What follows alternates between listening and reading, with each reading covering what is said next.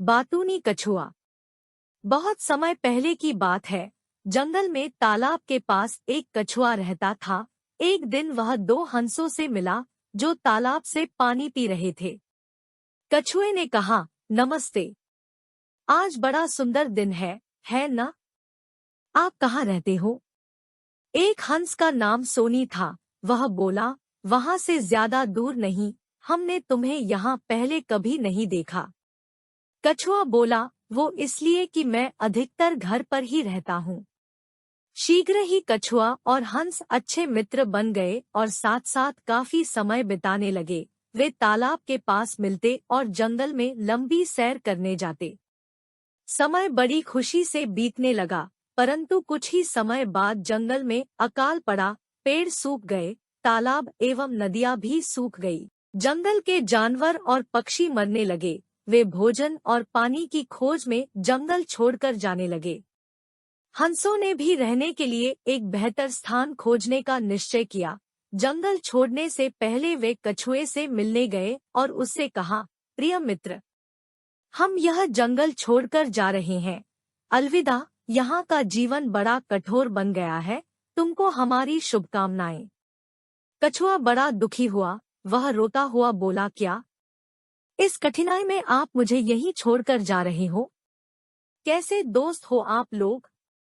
मैं कितना भयभीत हूँ। कृपया मुझे भी अपने साथ ले चलो। वह उनसे अनुरोध करने लगा। सोनी ने पूछा, प्रिय मित्र, हम चाहते तो है कि तुम्हें भी अपने साथ ले चले, मगर कैसे? आंखों में आंसू भरकर कछुआ बोला, मुझे अच्छी तरह मालूम है कि मैं उड़ नहीं सकता, मगर मेरे पास एक उपाय है। हंसों ने चकित होकर पूछा, अच्छा, हो सके तो हम तुम्हें जरूर ले चलेंगे। एक लंबी सांस लेकर कछुआ बोला, बहुत अच्छा। अब यदि तुम दोनों एक मजबूत लकड़ी अपनी चोंच में दबा लोगे तो मैं बीच में उसे मुंह में दबा लूंगा, फिर आप लोग मुझे लेकर उड़ सकते हो। दोनों हंस यह उपाय सुनकर बड़े खुश हुए और एक मजबूत लकड़ी ढूंढने चल पड़े। सोनी ने कहा, यह रही एक मजबूत लकड़ी, अब हम उड़ चलेंगे। प्रिय मित्र कछुए, तुम्हें यह याद रखना होगा कि उड़ते समय तुम्हें अपना मुंह बंद रखना होगा। यदि थोड़ा भी मुंह खोलोगे तो नीचे गिर पड़ोगे। कछुए ने उत्तर दिया, हाँ हाँ जरूर, मैं मूर्ख नहीं हूँ। सोनी ने कहा, अच्छा, अब हमें चलना चाहिए। हमने एक सुंदर तालाब की खोज कर ली है। तुम्हें भी वह पसंद आएगी।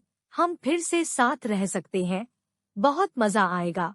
ऐसा कहते हुए वे अपने नए घर की तरफ उड़ चले। रास्ते में कछुआ अपूर्व दृश्य देखकर अचरज से भर गया। बार बार वह अपनी खुशी जाहिर करना चाहता था, परंतु सोनी की सलाह उसे याद थी, इसलिए वह चुप रहता।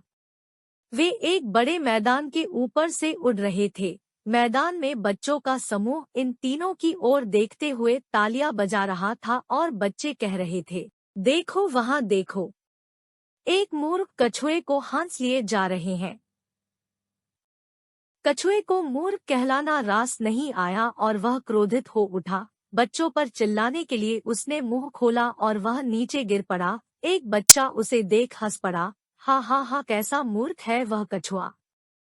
क्या वह सच में सोचता है कि वह खुद उड़ पाएगा? अपने प्रिय मित्र को खोकर दोनों हंस रो पड़े। उनकी दशा दयनीय थी। दिल दुख से भर गया।